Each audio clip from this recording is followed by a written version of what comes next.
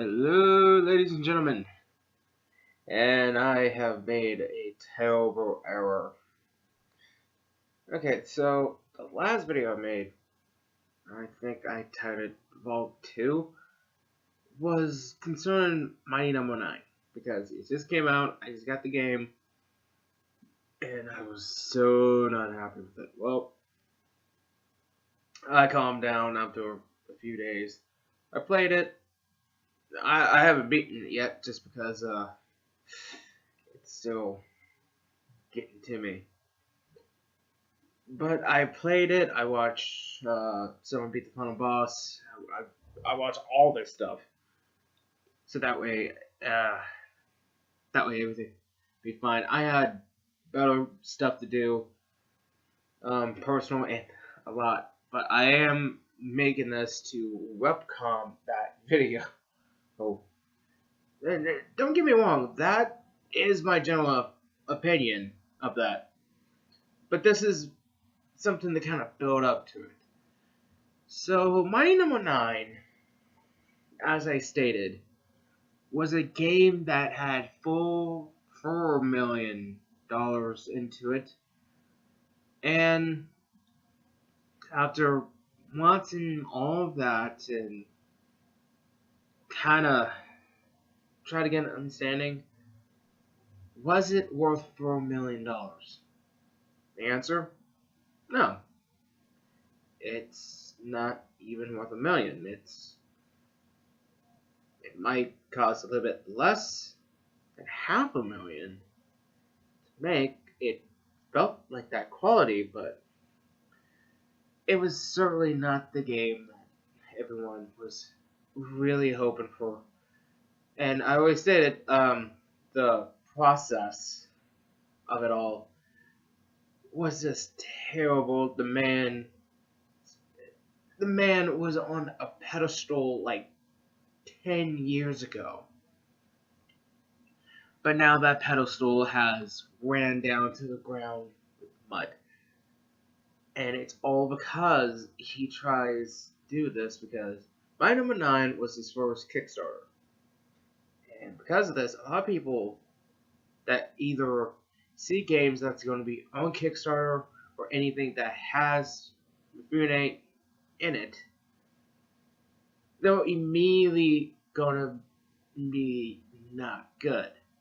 And in fact, there is a game that he is involved in with, that was in E3, that looks really, really good. And he had some help with it, and a lot of people are not buying that game because of him. And I'm going to make a separate E3 video, even though it's been like maybe it's been like probably 2 weeks after E3, and I haven't really commented on games I like and praise, but I'm still working on a video of that. I just haven't had really that much time. But Mighty Number 9 should really be called Mighty Number 9, the frustration game, because you will get frustrated. You will throw the controller down. You will stop playing this for maybe a couple of hours, a couple of days to get your mental status back before you can finish this. And for me, I don't have the will to finish it. I really don't. Like, I probably will try to finish the game because I paid $30, so I would say why not try to finish it. And I have not even put in the DLC I have for it. And to be honest, I don't know if that DLC even works and whatnot. I think the only thing that came out of that deal was a poster.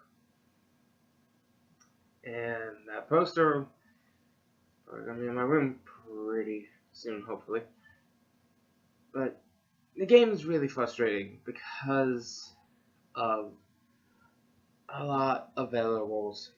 So, before you think of buying this to test this out, I will give you a few heads ups that you should remember.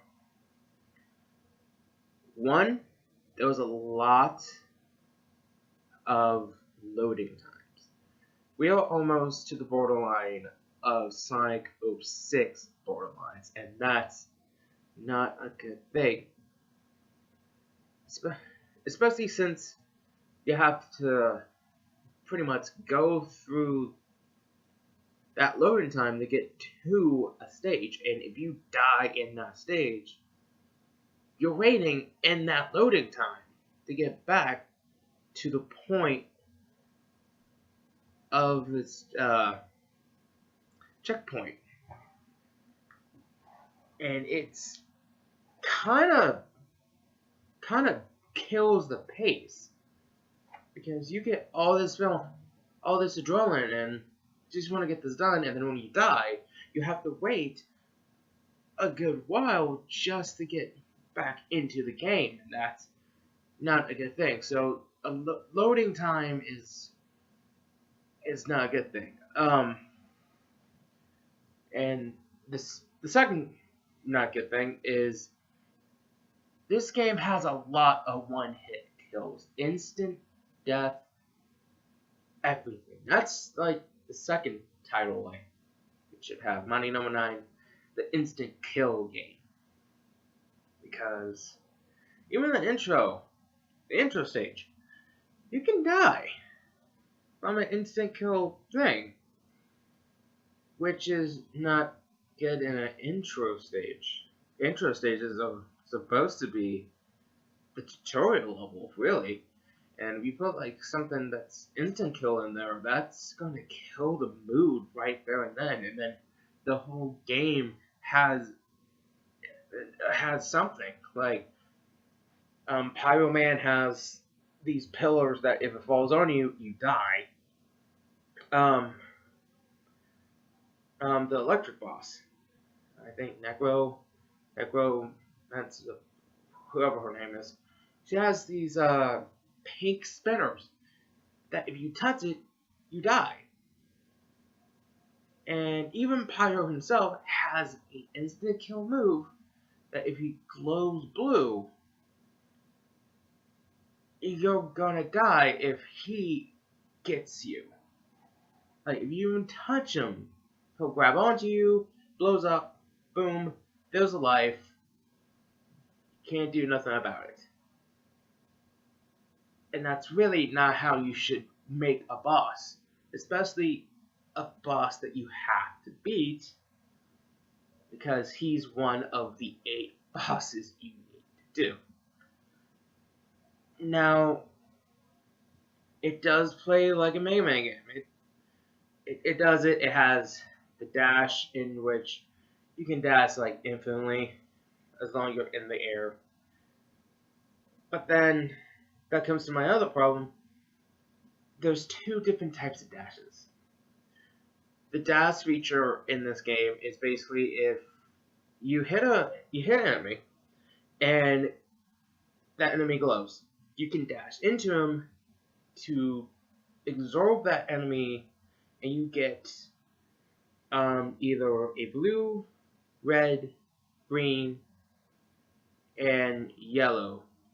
I think yellow is supposed to be you get a little bit more defense. Red ups your attack power, so you can hit things a little bit more harder, and it also goes through walls, which is handy. Green speeds you up, and the blue kind of comes down to the next point. The blue gives you E-Tank energy. E-Tank energy S. Because every single time you dash into an enemy that is blue, a percent bar goes. And that percent bar goes into this tank that kind of helps you get like a little bit of energy. So if back kind of like is almost an instant death, you can actually pause the game, and there's actually 2 of them. I don't know if the second one actually fills up, because I only got really just 1 filled up, and you can use that, and your health bar goes completely full. but it's almost a good thing, but you have to dash into a lot of enemies, and if you die, all that energy is gone. Even if you have that one tank full, if you die, that tank is gone. It is gone. So basically,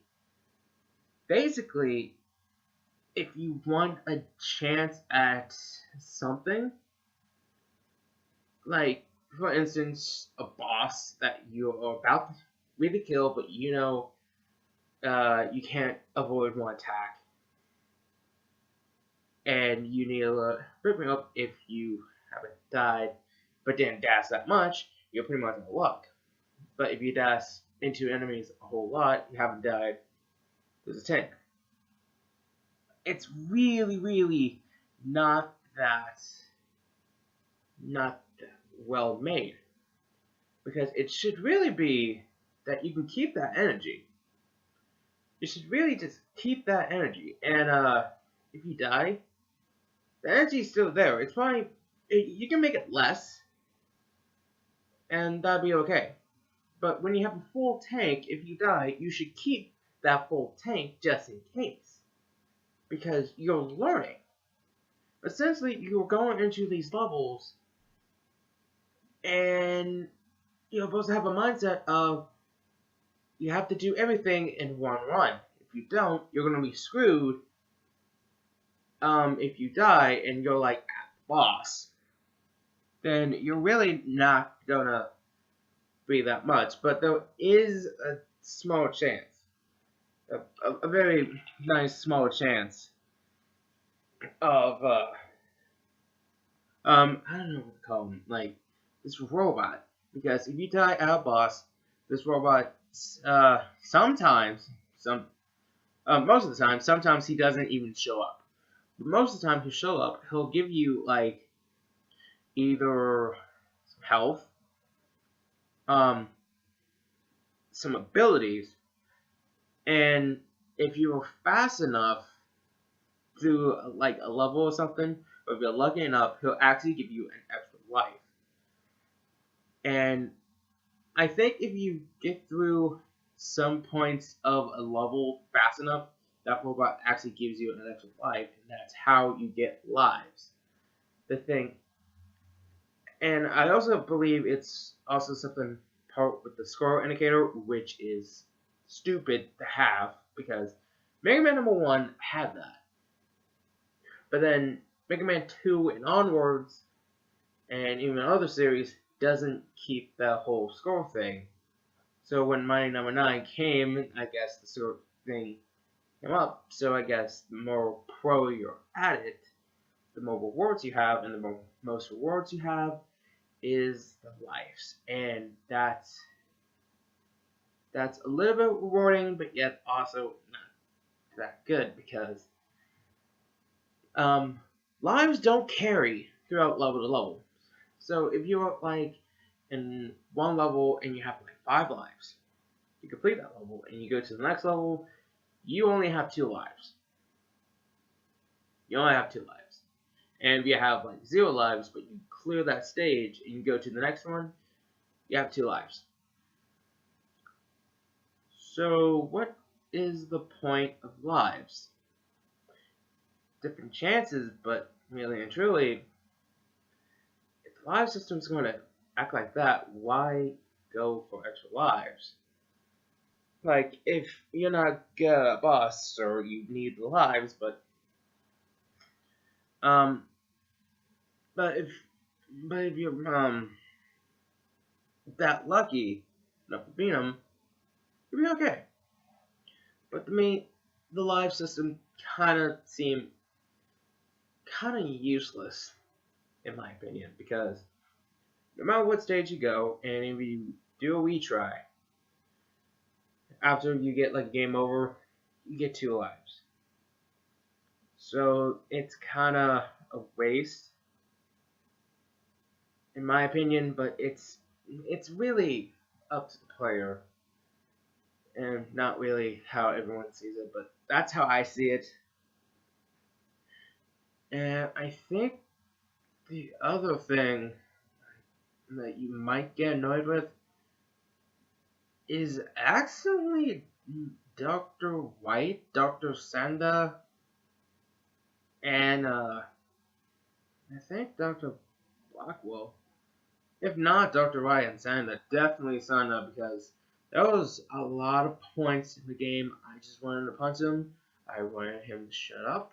There was a lot of stuff that can get annoying, especially since he is more like a coward. And it's like, yeah, that's good character development, but why is he that annoying? And I think I just found him annoying, but really and truly, you don't have to bring that up a whole lot. And the one other thing that is a terrible thing to do in a boss fight is that mid-talk. In fact, in every level, they will talk to you against your will. The thing is, the text bar can cover something. So if you don't stop and wait for that to completely end, if you don't see like this bed of spikes and you accidentally fall and you're thinking you'll be okay, no, you're gonna get killed, and it's because of that text box. And even in the bosses, when you get them like half health, they're still talking. Dr. White, I'm sorry, Dr. White will talk. And that's terrible because some of these bosses, you're gonna need sound cues. The sound cues are gonna help you a lot through the boss fights, especially Pyro. And if you take that away for a second, you're gonna die. So, I guess that's my wording with Mighty Number 9. It's more really the frustration game. It really is. The characters look interesting. I love how this looks. And I don't care about frames per second, pixels, all that. If it has a good character design and good environments, hey, that's a seller. But I believe this game could have done way better. And the one thing that still ticks me off is how his reaction to it is that, hey, better than nothing. Is it? No, you're stupid. We gave you 4 million. You should have made this game better than what we got. If we gave you how much time to do it, how many delays, you will not be trusted to do anything unless you're going to be supervised. Now, for that said, the game that was announced was, I think it was called Crow. Yes, he is evolving it, but that does not mean it's going to be a bad game. But that's my standing. I'm making a whole different video, E3 on it. But with that being said, that's another thing. This vlog has gone a little too long, but it was something I needed to make the webcom all this. I really need to make this for me. So the one thing I will say right now, it's still $30 at the time date of this video. You might want to wait for the price to either drop or you can deal with it or what. But that's my opinion of my number 9. I don't like this game. I like how it looks. I don't like this game. I'm not a fan of frustration. I'm not. That being said, I'm gonna work on this next LP. I'm still doing Sonic Generations. I'm trying to lay back because a lot of stuff has been happening. That's why uploads have been kind of scarce now in the summer. But what can you do? Until then, I will see you guys in the next video.